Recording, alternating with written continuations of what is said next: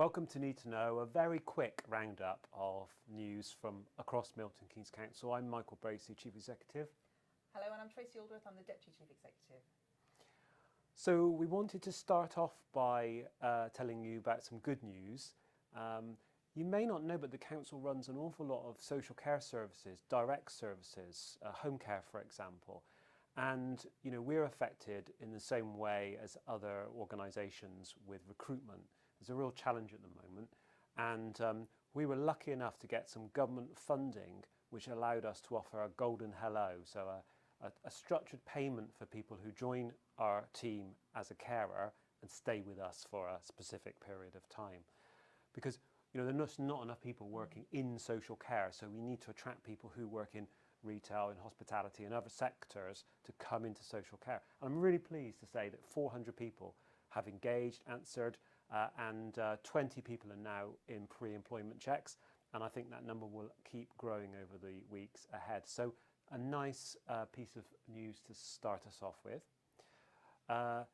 Keeping in the positive vein, our secondary offer day ran very smoothly this year. Some people will know that every year, obviously, parents and children find out if they've been given the secondary school place they want. 80% of people had their first choice this year, which is great, and 94% received one of their preferred top 4 schools. So that's a really great achievement for us, particularly because it can help mobility, because if people don't get a school they want, sometimes they leave mid-term when a place opens up, and that can be really unsettling. Yeah. Sure. So that's a really great piece of news there. I mentioned social care services for adults. We also run a lot of children's services directly. Again, lots of councils commission these things out, but we do a lot of this ourselves, and we're very proud about that. And Firs House is one of our children's homes that we run. Big responsibility for our colleagues, and we obviously are subject to regulatory inspection.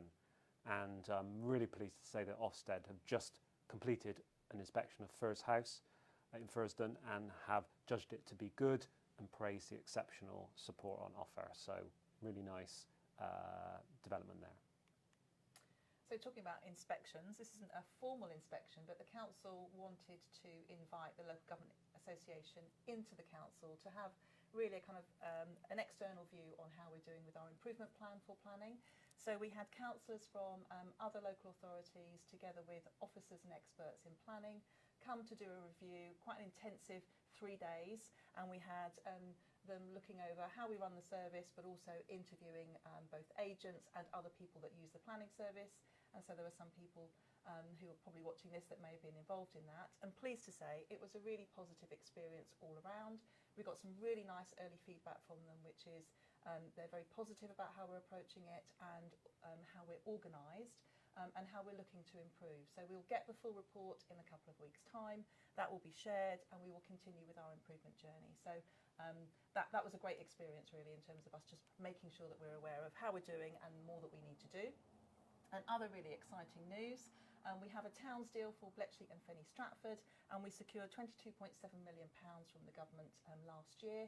And this year has really been spent creating what's known as detailed business cases, which have to be signed off by the Towns Deal board, and John Cove is the chair of that board.